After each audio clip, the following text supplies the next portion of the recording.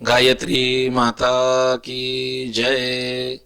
श्वेतवर्णा समोदिष्टा कौसेय वसना तथा श्वेते विलेपनि पुष्प अलंकारेश भूषिता आदित्यमंडलस्था च ब्रह्मलोकता अथवा मक्षसूत्रधरां देवी पद्मासनगता शिवः।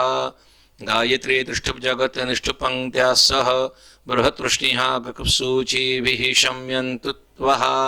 ॐ भूर्भुवस्वः तत्सवितुर्वरेण्यं भर्गो देवस्य धीमहि धियो यो नः प्रचोदयात्। आज गायत्री माता मंदिर परसावत नगर परभनी से मैं जगदीश व्यास भागवताचार्य एक शुभ संदेश गायत्री मंदिर से मैं समाज के प्रति देना चाहता हूँ कि समाज में माता पिता का दर्जा परमात्मा ने हमको बताया कि माता पिता सर्वोपरि श्रेष्ठ है। तभी बार बार परमात्मा इस धरती पर अवतार लेकर कन्हैया आते रहते हैं। घर में जिस प्रकार पुत्र के लिए माता पिता का महत्व है, उसी प्रकार से घर की पुत्र वधुओं का कर्तव्य अपने सास ससुर को माता पिता के स्वरूप मानकर उनकी सेवा करना ही सर्वोपरि धर्म बताया है। शास्त्र कहता है कि अगर अपनी वधु घर के माता पिता की सेवा करती है, सास ससुर की सेवा करती है, तो उसे अखंडत्व सौभाग्य का प्राप्त होता है। एक दूसरे में जिस कार्य को वह कर रही है उस कार्य में उसको और तरक्की और उन्नति बढ़ती है। घर में पैसा बढ़ता है, घर में सुख शांति आती है। कारण घर के बुजुर्ग जो पिता माता है वे प्रसन्न रहने से घर में लक्ष्मी सदैव अपने घर में अचल रहती है और सदैव आपके कार्यों में परमात्मा यश प्रदान करते हैं।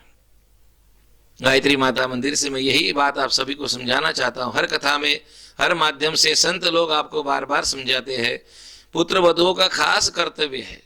जिस प्रकार अपने माता पिता की सेवा करती है उसी प्रकार से अपने सास ससुर को माता पिता का दर्जा प्रदान करे। आप उसे माँ कहोगी तो वो आपको पुत्री कहेगी, आप उनको पिता कहोगे तो वो आपको पुत्र वधु के रूप में पुत्री के रूप में स्वीकार करेंगे। इसलिए हर बेटी का, हर पुत्र का, हर बहू का यह कर्तव्य बनता है कि अपने माता पिता के प्रति वे जागृत रहे और माता पिता की सेवा अवश्य करे। क्योंकि आप अगर माता पिता की सेवा करोगे तो आपको देखकर आपकी आने वाली जो पीढ़ी है वो आपको देख रही है। आप जैसा व्यवहार उन लोगों के साथ में करोगे वही व्यवहार आपके साथ में आने वाली पीढ़ी भी वही व्यवहार करेगी। इसलिए उन पीढ़ी को देखते हुए आपके लिए नहीं, अब आपको जो जगना है अपने लिए नहीं, अपनी आने वाली उस पीढ़ी को संस्कार अगर देने हैं तो आपको आपके माता पिता, आपके सास ससुर को वंदन करना है। कारण आपको वंदन करते हुए देखकर वह बालक आपको वंदन करना सीखेगा और अगर आप उसको वंदन करना नहीं सिखाओगे, आप नहीं करोगे तो वह भी आपको वंदन जीवन में कभी नहीं करेगा। आप आपके माता पिता का सम्मान करोगे, सास ससुर का सम्मान करोगे तो वह पुत्र जानेगा कि इस प्रकार से बड़े बुजुर्गों का सम्मान किया जाता है। और आप अगर सम्मान नहीं करोगे, उनके सामने आप घड़ी घड़ी उसका माता पिता सास ससुर का अपमान करोगे तो वह बालक आपको देख रहा है। वो एक ही शिक्षा लेगा आपसे कि माता पिता मुझे ये सिखा रहे हैं कि इस प्रकार से बड़े बुजुर्गों का अपमान करना चाहिए, इस प्रकार से उनको ऊंची आवाज में बोलना चाहिए, इस प्रकार से बार बार उनको टोकना चाहिए। वो हमको कोई अच्छा मार्ग बताते हैं तो उनको बोलना चाहिए कि भाई आप बहुत होशियार हो गए, हमको समझ में आता है, आप बहुत समझदार हो गए हैं। ये बातें आप ध्यान कीजिएगा, आप नहीं बोल रहे, ये आपका भविष्य आप अपने आप निर्माण कर रहे हो।